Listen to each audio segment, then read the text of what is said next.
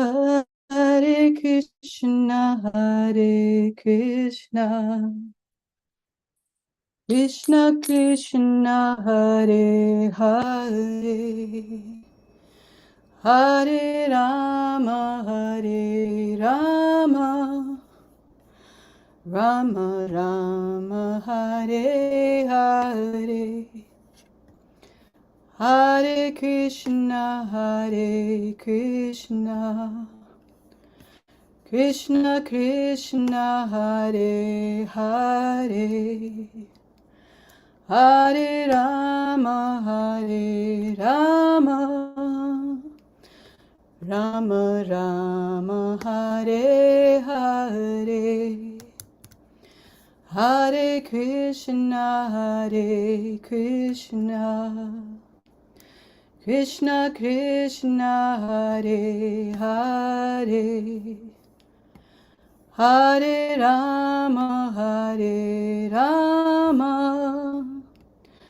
Rama Rama, Hare Hare, Hare Krishna, Hare Krishna, Krishna Krishna, Hare Hare, Hare Rama, Hare Rama, Rama Rama, Hare Hare, Hare Krishna, Hare Krishna, Krishna Krishna, Hare Hare, Hare Rama, Hare Rama,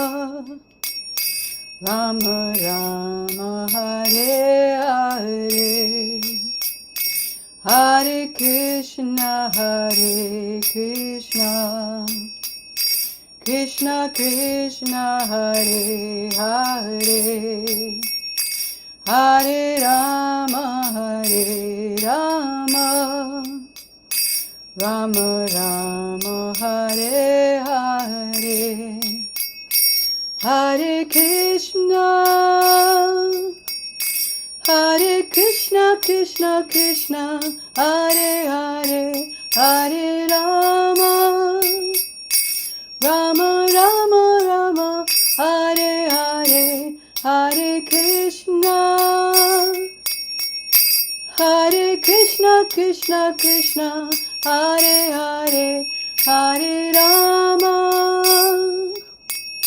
Hare Rama Rama Rama, Hare Hare, Hare Krishna, Hare Krishna, Krishna Krishna, Hare Hare, Hare Rama, Hare Rama, Rama Rama, Hare Hare, Hare Krishna, Hare Krishna, Krishna Krishna, Hare Hare, Hare Rama, Hare Rama, Rama Rama, Hare Hare, Hare Krishna, Hare Krishna, Krishna Krishna, Hare Hare,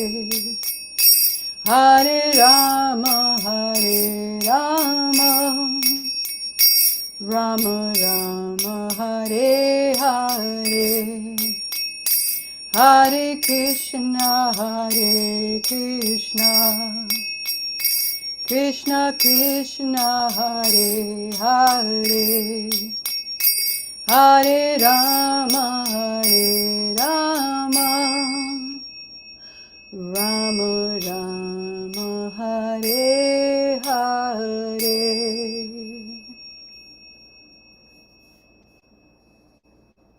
Jai Om Vishnupad Paramahamsa Parivrajakacharya Ashtottara Sata Shri Srimad A.C. Bhaktivedanta Swami Prabhupada Ki Jai, Anantakoti Vaishnava Brinda Ki Jai, Nama Acharya Srila Haridas Thakur Ki Jai, Prem Se Kaho Shri Krishna Chaitanya Prabhu Nityananda Shri Advaita Gadadhar Srivasadi Gaur Bhaktivinoda Ki Jai.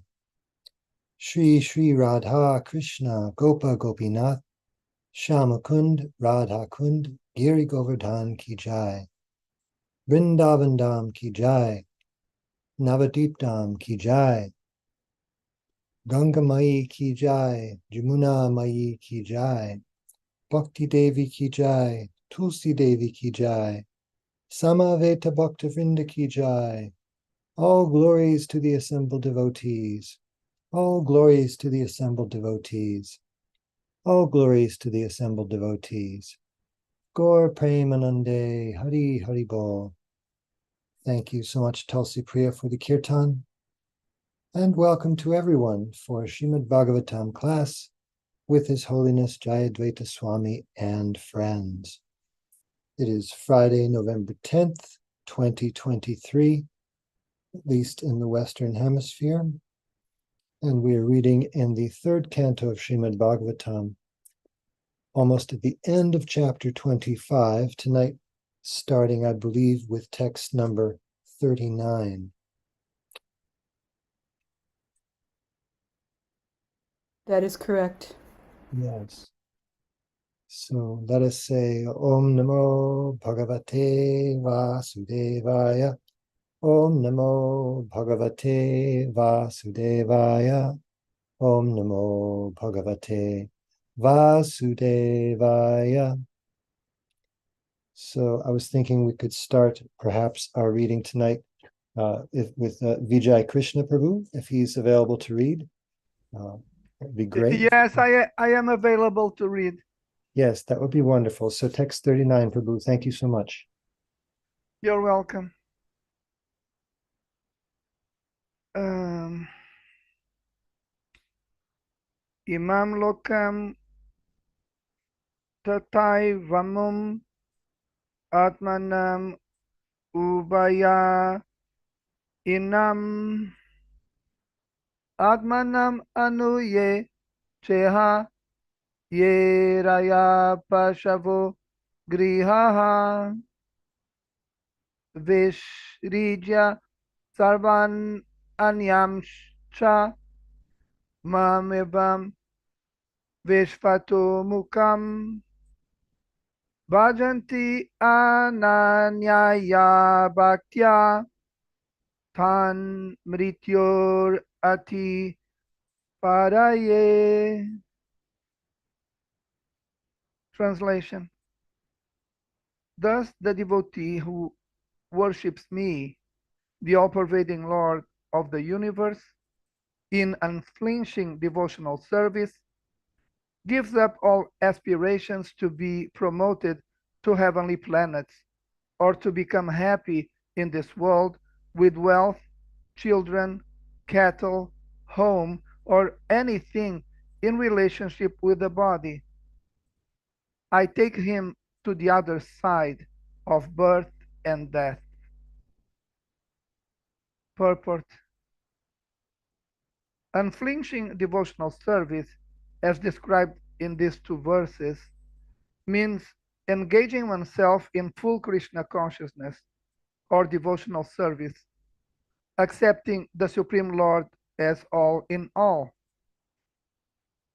Since the Supreme Lord is all-inclusive, if anyone worships him with unflinching faith, he has automatically achieved all other opulences and performed all other duties.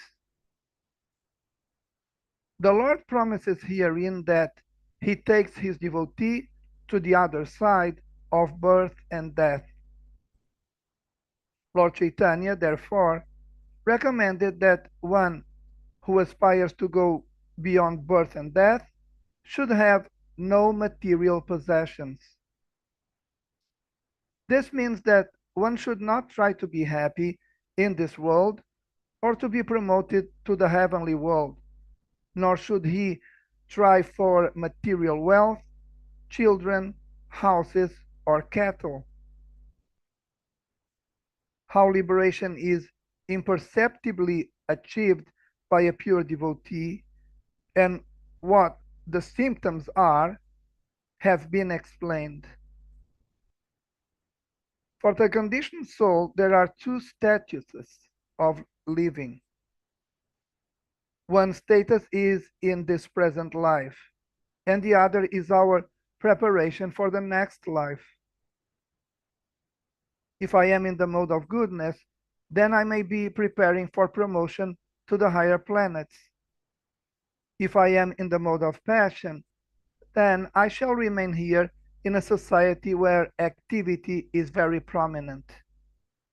And if I am in the mode of ignorance, I may be degraded to animal life or a lower grade of human life.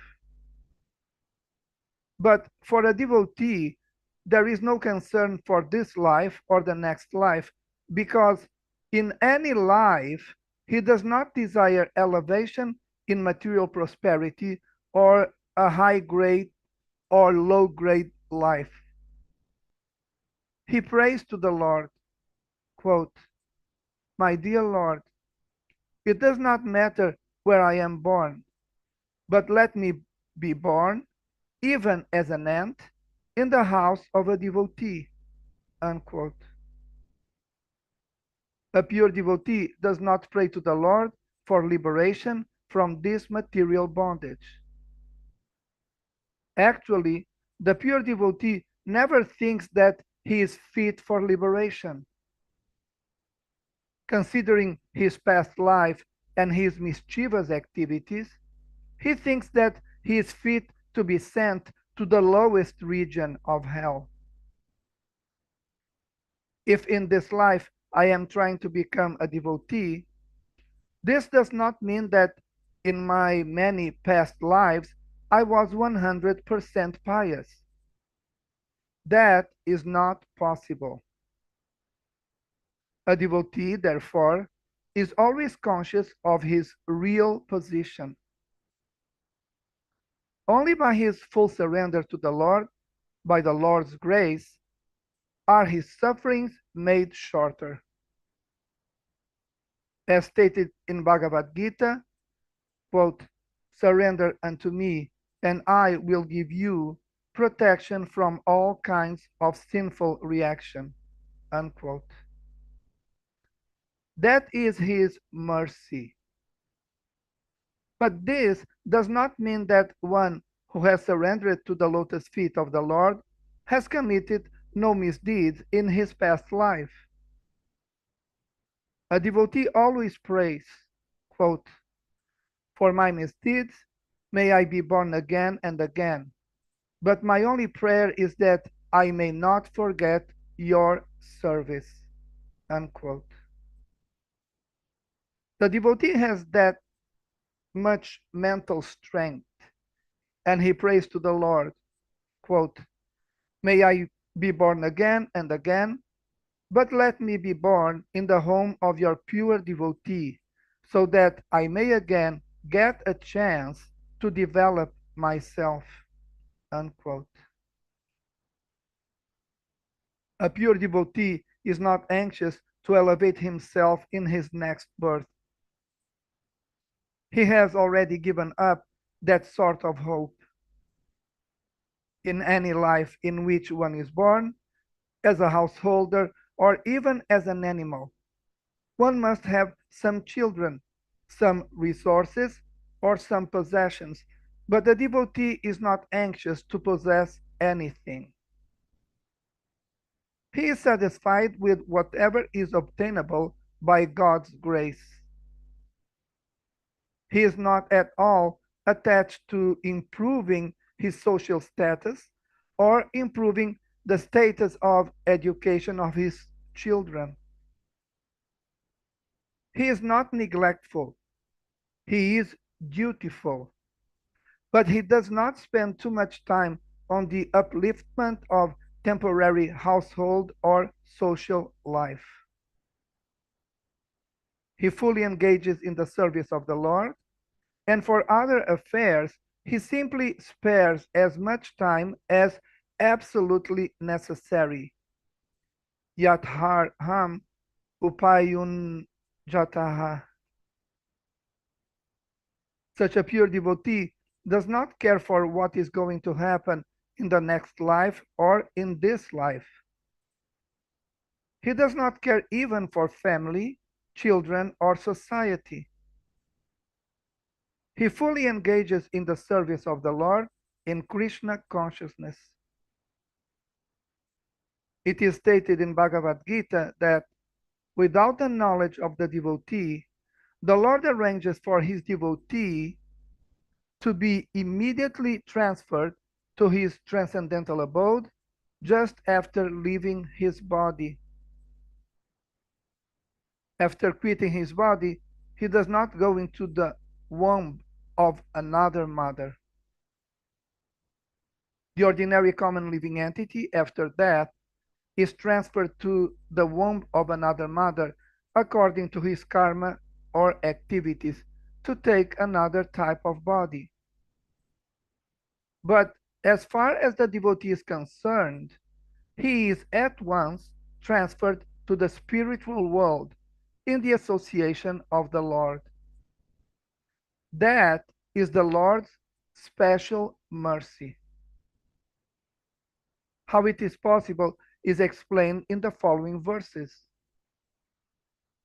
Because he is all powerful, the Lord can do anything and everything. He can excuse all sinful reactions. He can immediately transfer a person to Vaikuntha Loka. That is the inconceivable power of the Supreme Personality of Godhead, who is favorably disposed to the pure devotees.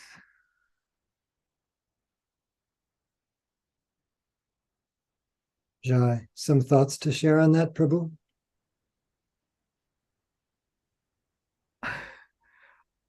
I would like to hear from Maharaj.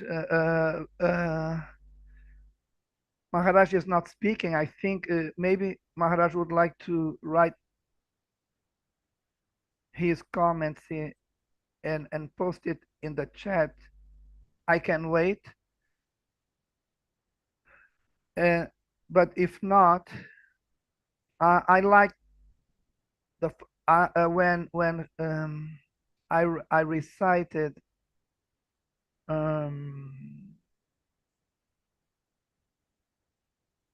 yes, the quote is as follows.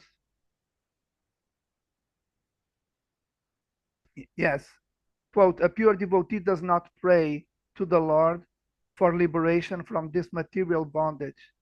Actually, the pure devotee never thinks that he is fit for liberation. Considering his past life and his mischievous activities, he thinks that he is fit to be sent to the lowest region of hell. I think that this quote speaks in a very emphatic way about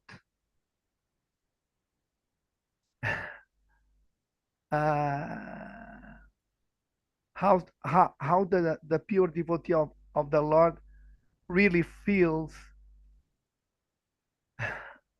related to how undeserving he is to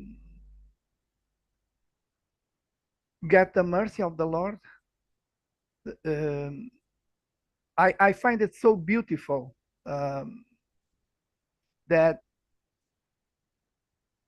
you're offering service to the Lord, but still you think of yourself as no better than deserving to go to the lowest region of hell. I think that this way of feeling related to the pure devotion of the devotee is I'm trying to find the word.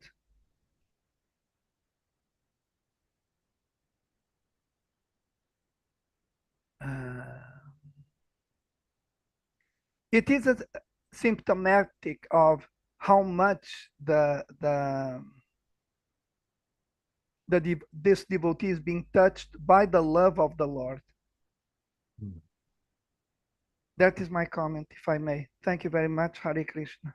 Oh, thank you very much, Hare Krishna. Yeah, mean, what you're saying speaks to the humility of the pure devotee, that rather than when one, by Krishna's grace, is able to make some spiritual advancement, they think, rather than think that they can do no wrong, it's just the opposite. They think, I've done nothing good, I'm doing nothing good, and it's only by Krishna's mercy that I'm not in hell or going to hell. Yes, and that happens, if I may say it, because of the quality of the mercy. The mercy which is being bestowed upon this devotee uh, uh, uh, uh,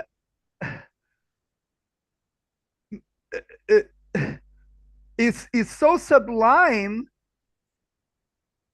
that this feeling of being of not deserving to experience such a sublime mercy. I think it's caused by the quality of the mercy.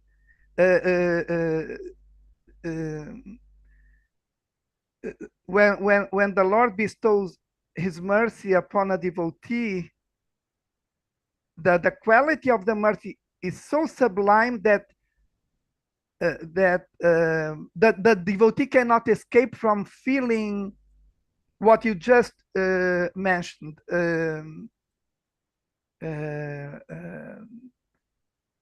I think it is related to the fact that we are infinitesimal and the God is infinite. My understanding is that when the infinitesimal part and parcel becomes blessed by the Lord, because he is part and parcel, and because he is infinitesimal, he cannot escape from feeling embarrassed, in the sense you just mentioned, who I am to deserve such a wonderful good fortune. I am so small. I am, and because so small, who am so undeserving? Because who am I, being so small? Why would I think of myself as fit to serve the infinite one, the all wonderful Lord, when I am so small and so far away from being as wonderful as He is? So thank you, Prabhu, for your comments. Oh, thank you. What you're saying also reminds me of a conversation. I could paraphrase, short conversation a devotee once had with Srila Prabhupada. They asked Prabhupada, how can I become more humble? And Prabhupada said, you just have to remember you're dealing with Krishna. Yes, exactly.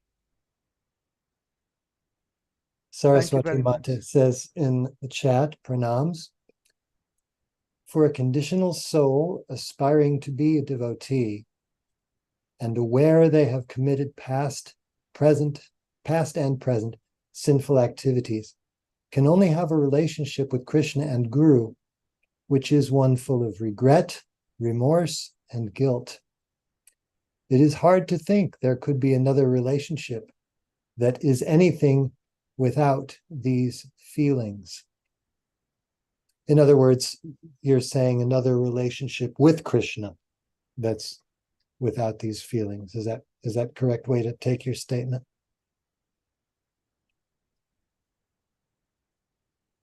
Yes. Yeah. Thank you very much for that. Yes, we are not only small, but like Mother Saraswati is mentioning in her comment in the chat, we and in the pulpit I recited, in our past lives we were doing so, right. We were behaving so badly, right, that when we get the good fortune of being blessed by the Lord, then we remember, even in this life, oh my God, before being a devotee, I was not experiencing this bliss I was experiencing a totally different kind of bliss deriving from material sense gratification and deriving from my misdeeds. So now that I can see the difference, yes, regret, then the feelings of regret, remorse, and guilt. Yes, it's not only being infinitesimal and part and parcel. It's also related to doing behaving badly in our in our previous times, related to even to this lifetime. um, uh, uh, so altogether, the being small in the presence of the Lord, being infinitesimal, being part and parcel, and having a luggage which is not the most recommendable because of past sinful activities. And of course, as soon as you get yourself, you see that you are in the being blessed. If you are sincere and intelligent, you cannot escape from have the feelings Mother Saraswati is mentioning: remorse, guilt. Yes. Yeah, there's an English word, creatureliness. It means feeling so incredibly proportionately small compared to the greatness of God, actually. Yes, and not only God, his pure devotees, because I'm having the opportunity of being in the association of different speakers on Srimad Bhagavatam and other literatures. And for example, Keshava Maharaj, he's connected with the Bhaktivedanta Manor, the headquarters for the European Yatra, where I live and preach. And I just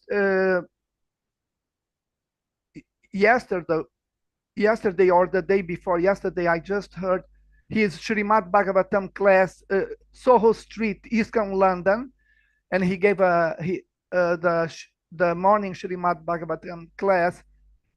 And I was curious because he recently took sannyas, and we become naturally curious. So a new sannyasi, I would like, of course, I want to hear from him. Let's see what kind of representation he does related to the mission of Srila Prabhupada, how he represents it by his speaking on Srimad Bhagavatam.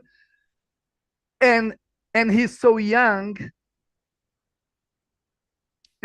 I think he's younger than me in material age. And then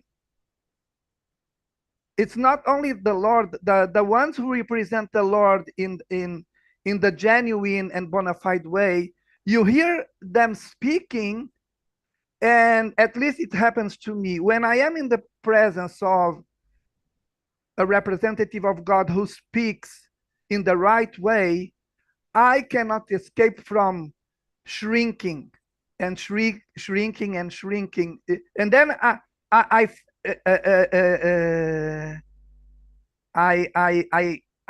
go for, I conclude that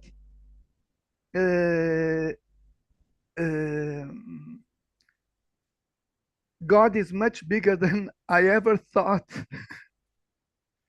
They cause in you this feeling of you become humbled by the preaching of the ones who really know how to represent God in the verbal way.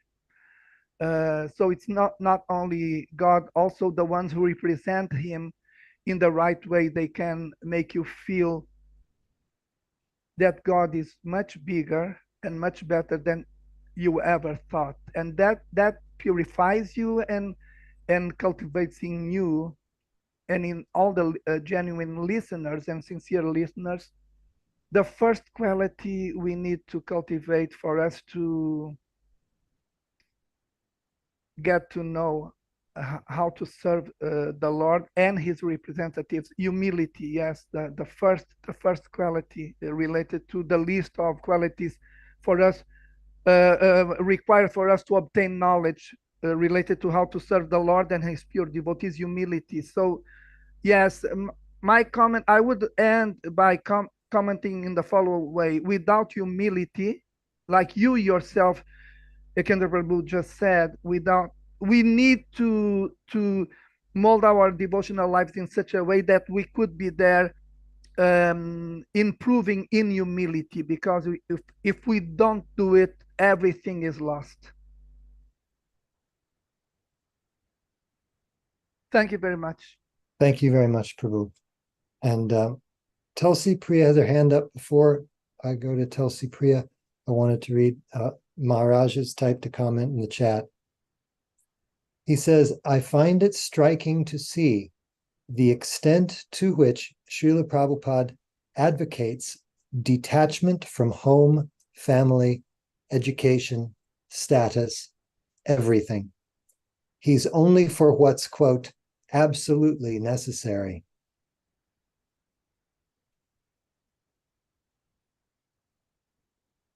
Yes, like he says at the end of the first paragraph of this purport, this means that one should not try to be happy in this world or to be promoted to the heavenly world, nor should he try for material wealth, children, houses, or cattle. Tulsi Priya, you have your hand up? Hare Krishna. Well, I was thinking about what you were just reading about, not wanting to be promoted and not trying to go for happiness. And Maharaj makes the point, he highlights the point that Prabhupada says, becoming detached. And it made me think about my own psychology and the psychology that I might have observed in others as well, where you come to Krishna consciousness because you're suffering. And we've often said, you see somebody comes to Krishna consciousness, they're suffering, they take to the process of devotional service, they start to get some relief, and then they forget and they start, dabbling or jumping in with both feet into sense gratification again, and they become forgetful, and they either go away or maybe they mess up their lives superficially somehow. And I was thinking about how, it's one thing to take sannyas and you're doing it voluntarily and you're, full throttle in devotional service. And it's another to be, an ordinary person trying to perform devotional service, and you get that little bit of forgetfulness and you're trying to also enjoy in the material world. And you may not be directly praying to Krishna, please help me to enjoy. But if you want to achieve things in life, you pray to Krishna, you want your children to do well, you want to be able to pay your mortgage, and you're praying for Krishna's help. But your mind is leaning more towards having a nice, comfortable life. And then you come to the end and you think, what a waste of time. Why did I waste my time? Which made me think of Dhruva Maharaj and how he, even though he had the topmost spiritual master and he was directly engaged in devotional service, still he wanted something material and he got it. And he lamented over that. So I'm just wondering, does it matter so much whether you achieve that renounced attitude because you've been beaten down, or if you get the idea right from the get-go and then you take sannyas and you just let it all go, or does it not matter as long as you get to the desired endpoint?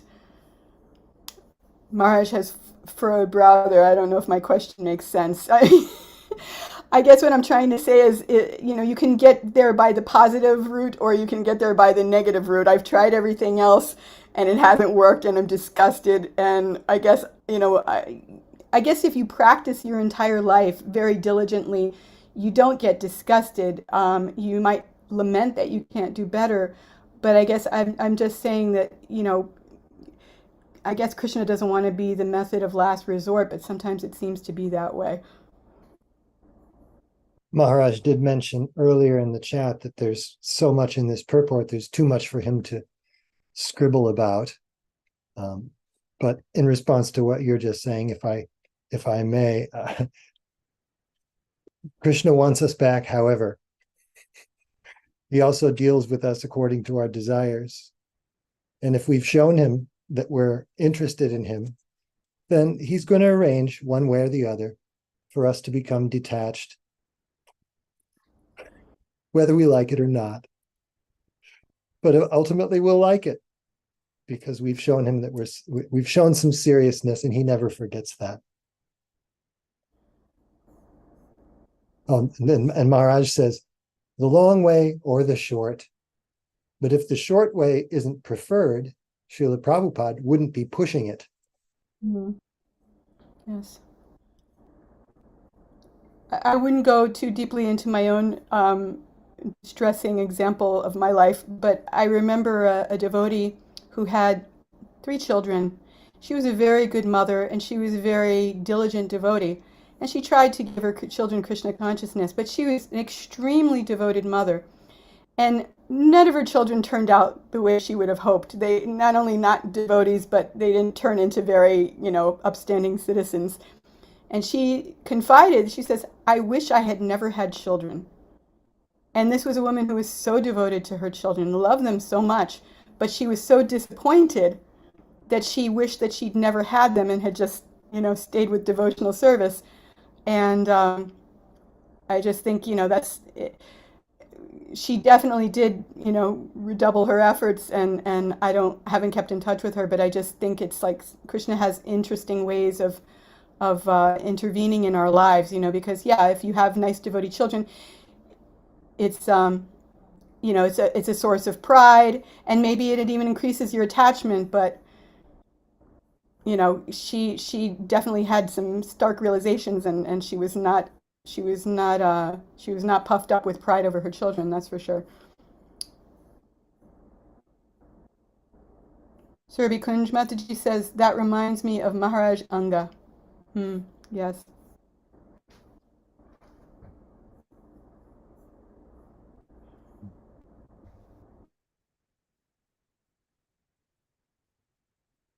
Certainly a lot in this purport.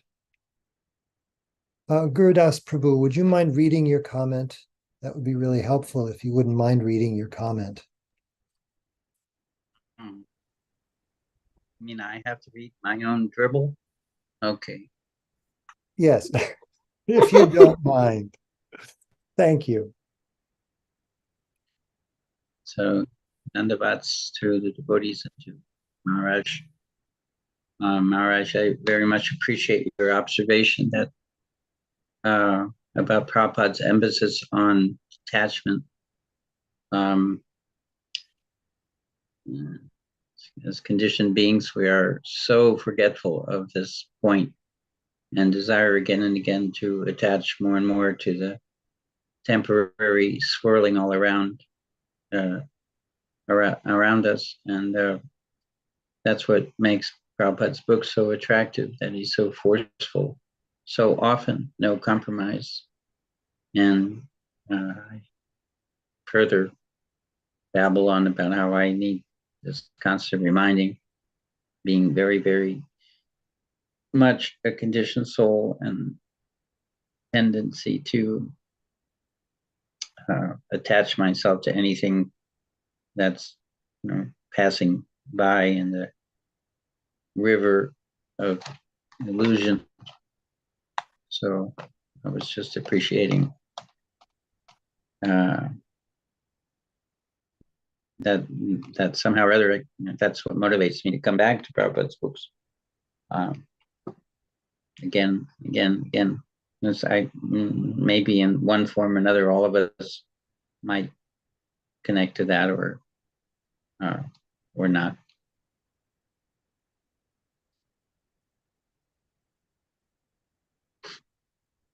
Hare Krishna. Hare Krishna.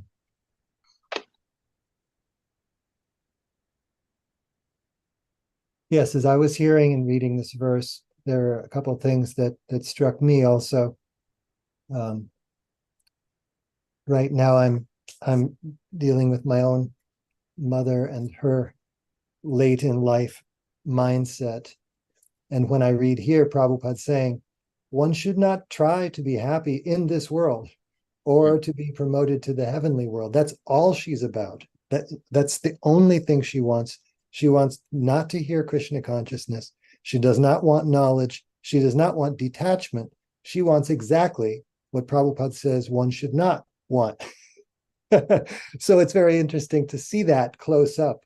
And Prabhupada he knows to whom he is speaking. And interesting, later on, I liked this statement where Prabhupada's speaking about how Krishna arranges the next life for his devotee.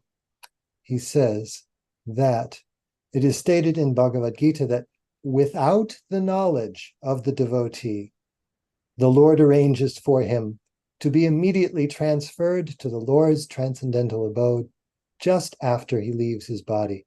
What struck me was the without his knowledge part, that Krishna is the behind the scenes secret travel agent, making those plans, making the itinerary without the devotee's knowledge. I'm going to say something in there about the even if you're not perfect, or even if something like that, even if your journey isn't finished, Krishna will. Maybe That was very heartening to me.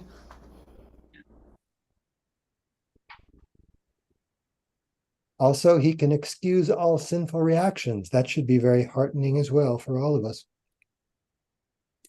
Nothing is impossible for the Lord.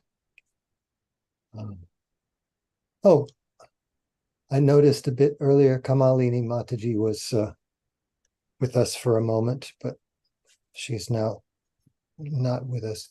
So let's look at a little bit of Srila Vishwanath Chakravarti Thakur's purport on this.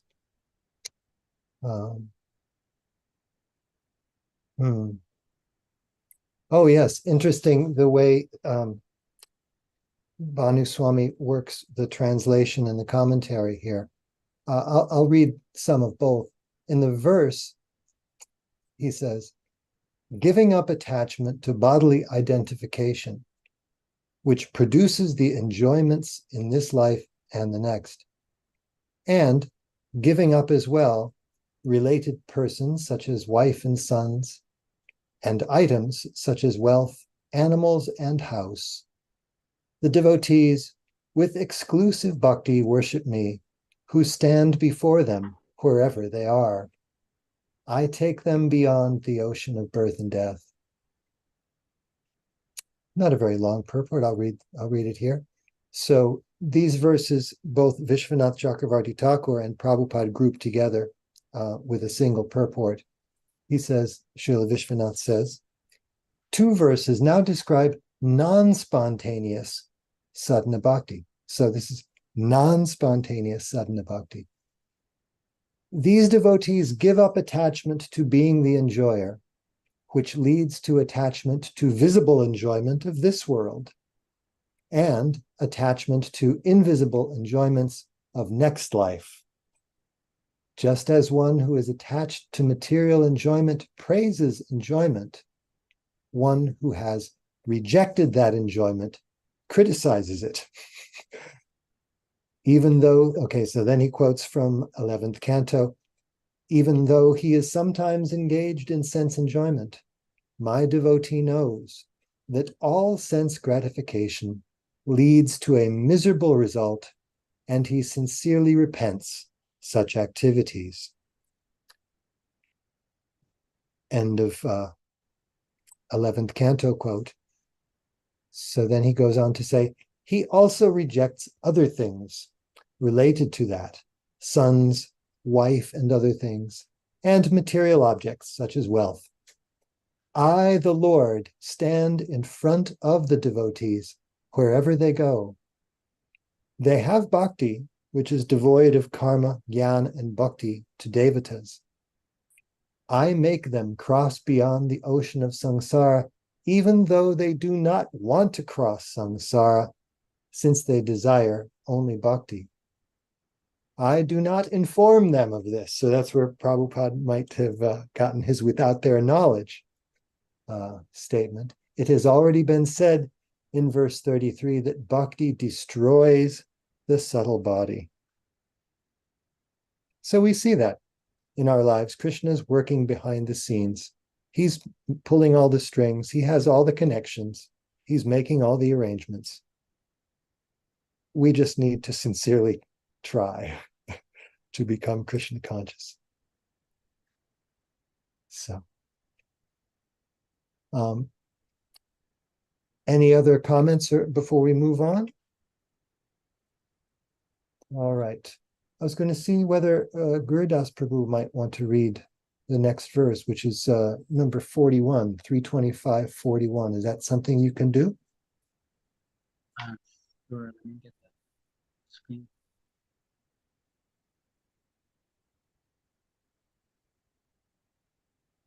Thank you for the opportunity. Verse 41.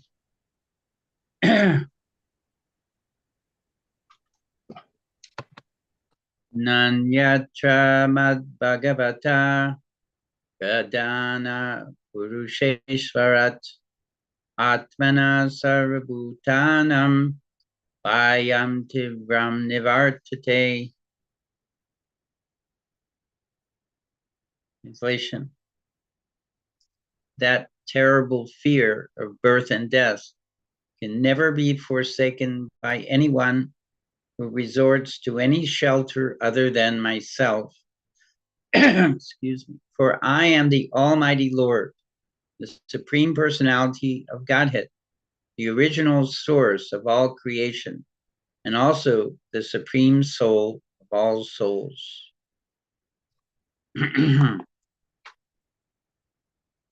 Purport. It is indicated herein that the cycle of birth and death cannot be stopped unless one is a pure devotee of the Supreme Lord. It is said, Harim Bina Namritam Taranti. One cannot surpass the cycle of birth and death unless one is favored by the Supreme Personality of Godhead. The same concept is confirmed herewith. One may take to the system of understanding the absolute truth by one's own imperfect sensory speculation, or one may try to realize the self by the mystic yoga process. But whatever one may do, unless he comes to the point of surrendering to the Supreme Personality of Godhead, no process can give him liberation. One may ask if this means that those who are undergoing so much penance and austerity by strictly following the rules and regulations are endeavoring in vain. The answer is given by Srimad Bhagavatam 10.2.32. Ye ne ravindaksha vimuktamanina. Lord Brahma and other demigods prayed to the Lord when Krishna was in the womb of Devaki. My dear lotus-eyed Lord, there were persons who were puffed up with the thought that they have become liberated, or one with God, or have become God. But in spite of thinking in such a puffed up way, their intelligence is not laudable. They are less intelligent, unquote. It's stated that their intelligence, whether high or low, is not even purified. In purified intelligence, a living entity cannot think otherwise than to surrender. Bhagavad Gita therefore confirms that purified intelligence arises in the person of a very wise man. Bahunam janmanam ante Gyanavan mam prapadyate. After many, many births, one who is actually advanced in intelligence surrenders unto the Supreme Lord. Without the surrendering process, one cannot achieve liberation. The Bhagavatam says those who are simply puffed up, thinking themselves liberated by some non-devotional process, are not polished or clear in intelligence. for they have not yet surrendered unto you.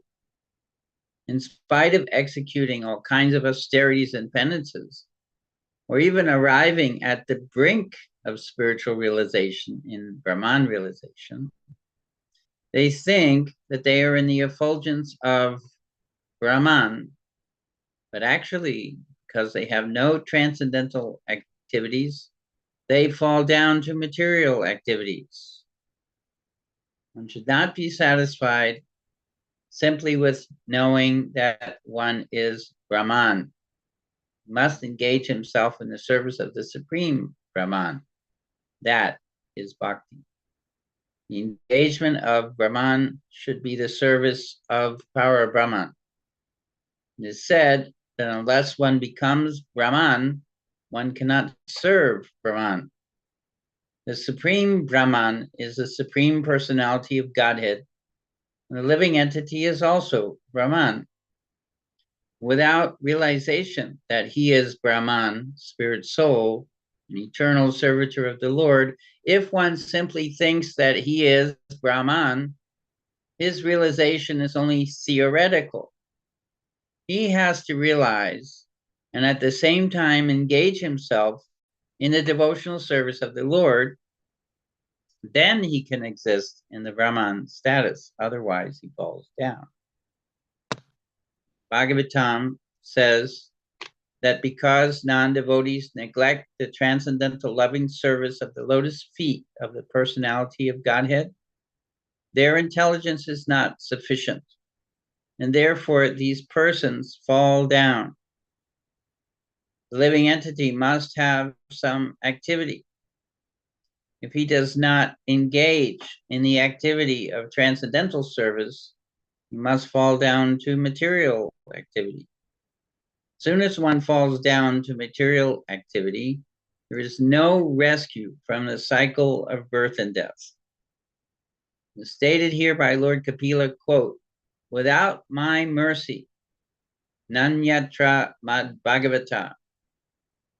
The Lord is stated here to be Bhagavan, the Supreme Personality of Godhead, indicating that he is full of all opulences, and is therefore perfectly competent to deliver one from the cycle of birth and death. He is also called Pradhan, because he is the Supreme. He's equal to everyone, but to one who surrenders to him, he is especially favorable. It is also confirmed in Bhagavad Gita that the Lord is equal to everyone. No one is his enemy, no one is his friend, but that to one who surrenders unto him, he is especially inclined. By the grace of the Lord, simply by surrendering unto him, one can get out of this cycle of birth and death. Otherwise, one may go on in many, many lives and may many times attempt other processes for liberation. Hare Krishna. I know some comment is expected of me, but as Maharaj said of the other verse, this one has many, many points. And my first tendency is to say, well, what can I say? Prabhupada has said it all.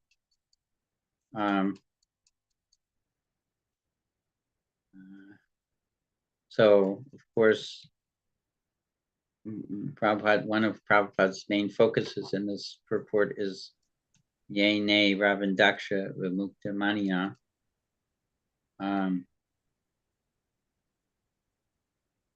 This is about the mental speculators.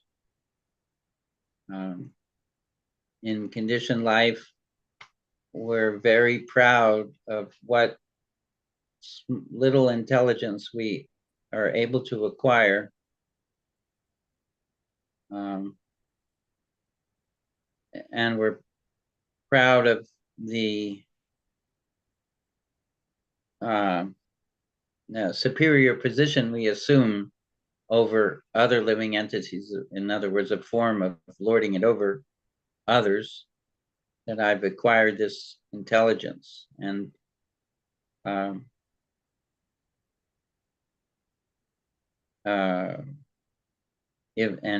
if that continues without allowing oneself the access to further knowledge, which is the knowledge of the surrender to Krishna, or if one considers that impersonally,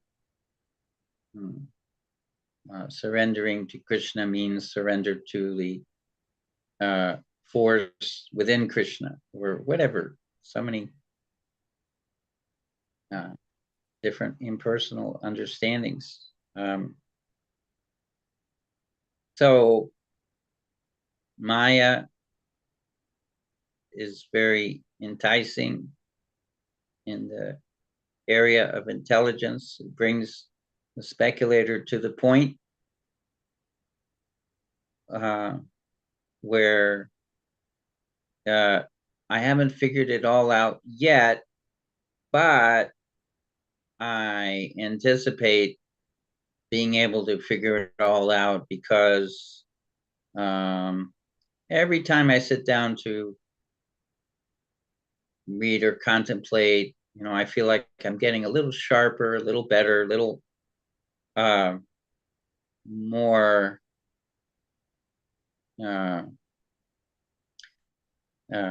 more competent.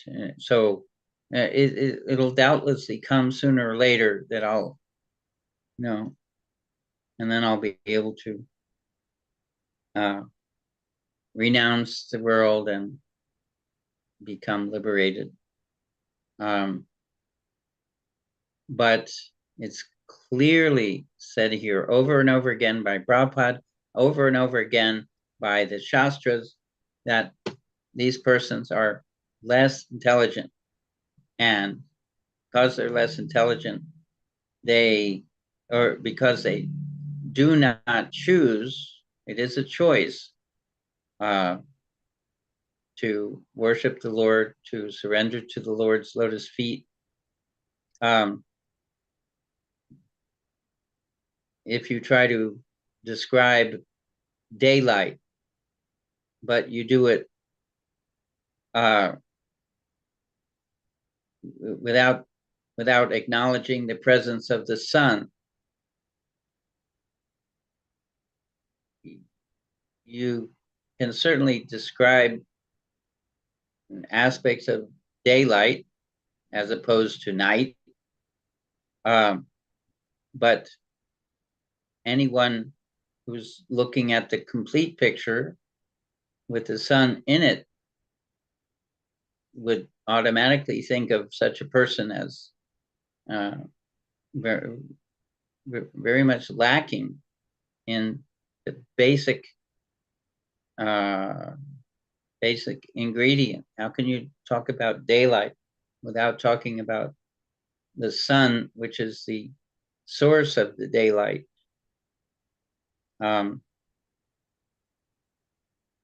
Mundane example, but that's seems to be what the Gyanis strive for, liberation without acknowledging the one, the Supreme Lord, who gives liberation. And this is, we can take on faith that this is, they don't get where they want to go. They come down into material activities again, and they don't realize it. They're,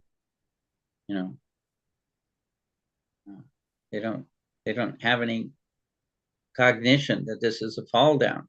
That's also a characteristic of Maya, that we're satisfied in whatever condition of life. So without the guidance of a spiritual master, or they're their own spiritual master, they think everything quite nice, but they have to suffer repeated birth and death, just like every other conditioned living entity. I don't, I haven't been paying attention to the chat. Nikendra Prabhu has a comment. Oh, since you mentioned the chat, there was a comment from before that goes along with what you're saying Okay. about on the topic of humility. Saraswati Mataji, this is from a previous verse. She says, every day a disciple may ask Krishna and Guru if they are less of a disappointment today than the day before. For me, the answer is a resounding no, with a sad face emoji. So it's hard to understand how there could be a relationship that can have an absence of regret, remorse, guilt. This has nothing to do with being humble. It's a fact. Yeah, humility is reality. It's not something you put on. If you just understand what is what. Something else here. Oh, Priyanka Mataji also says, she quotes Bhaktya mam abhijanati yavan yaschasmi tatvataha, 1855, Bhagavad Gita. Srila Prabhupada says, only through bhakti it is possible, not through jnana or karma or yoga. Yayata mang prapadyante, 4:11. We desire anything and we will be given a chance by Krishna. Maharaj says time. Yes, we are at our ultimate time for the day. Thank you everyone for being here. And Vijay Krishna Prabhu, are you in the mood to lead a Friday night kirtan for us? Oh, of course. Yeah, I like to say only if you insist. I insist. That's my mood. If it is one of insistence, Prabhu. Okay, if you insist, a short kirtan because we are already over time. So, Hare Krishna, Hare Krishna, Krishna Krishna, Hare Hare, Hare Rama, Hare Rama, Rama Rama, Hare Hare, Hare Krishna, Hare Krishna, Krishna Krishna, Hare Hare, Hare Rama, Hare Rama, Rama Rama, Hare Hare. Hare Krishna, Krishna Krishna, Hare Hare. Hare Rama, Rama Rama, Hare Hare. Hare Krishna, Krishna Krishna, Hare Hare. Hare Rama, Rama Rama, Hare Hare. Hare Krishna, Krishna Krishna, Hare Hare. Hare Rama, Rama Rama, Hare Hare. Hare Krishna, Krishna Krishna, Hare Hare. Hare Rama, Rama Rama, Hare Hare. Hare Krishna, Krishna Krishna, Hare Hare. Hare Rama, Rama Rama, Hare Hare. Hare Krishna, Krishna Krishna, Hare Hare. Hare Rama, Rama Rama, Hare Hare.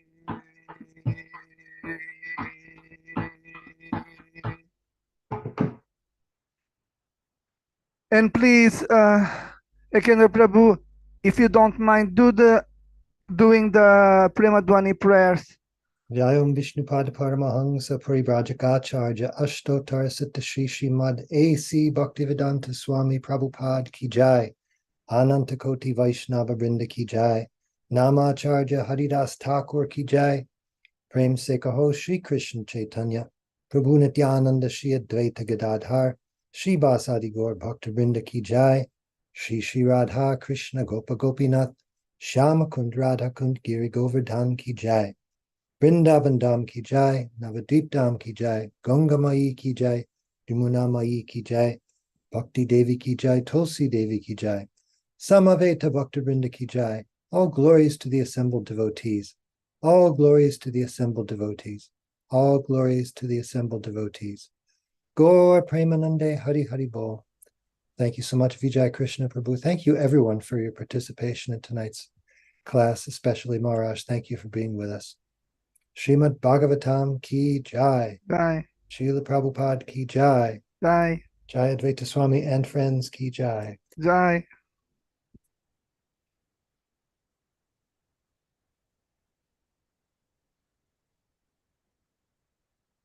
Maharaj says Samaveda Bhakta Vrinda Ki Jai.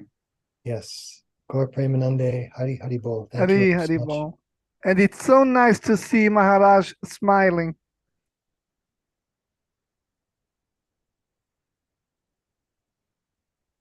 Everyone can come back Monday and hopefully we'll see Maharaj smiling yet again. Thank you. Hare Krishna. Hare Krishna.